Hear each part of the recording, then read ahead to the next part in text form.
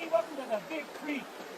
Here's our adventure, our first hike. Hi guys! For today's video, tara, samahan nyo kaming mag-hike ng 5 miles lang naman. At yan ang bridge yung nakikita nyo. Tara, samahan nyo kami. At yan, nalampasan na natin ang bridge. At habang naglalakad kami guys, we're talking about ng state ng Minnesota. Kasi nga guys, kaya nga kami ay nakapa-hike ng 5 miles kasi nga wala kaming kasignal.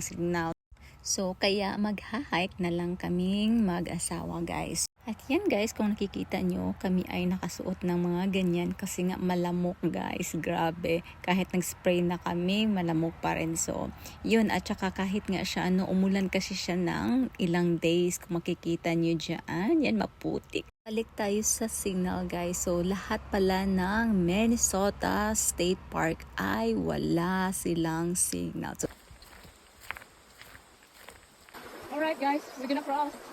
Can you?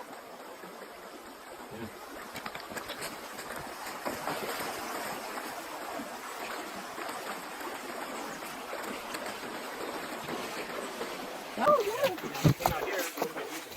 That was a shallower way to go. Guys, that's our first crossing the stream. The mouth. cave. Is it on? Hey everybody, welcome to the Big Creek. Here's our adventure, our first hike in Minnesota. And this is the Big Creek source. Look at those cliffs. This is 400 million years old. Okay, alright. And guys, at napuntahan na rin natin. So tara, balik na tayo sa campground. Alright, It took to make this. let's go.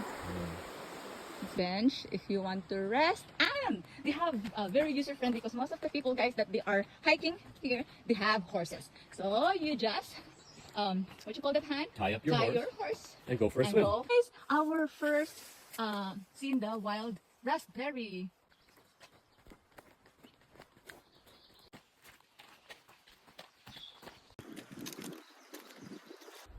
That ridge up there is the source of the Big Creek, and we're on the Big Creek Bridge, and we walked across the river rapids, or they're calling this just a creek, and there's fish in this, and they're everywhere, and you can see them, and it's nice and clear, and it's Rocky Mountain cold.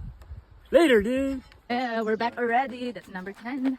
Yan guys, almost there. Going home, going back to our campground site. So yan, thank you for watching and we enjoy our hike. So bye now, see ya.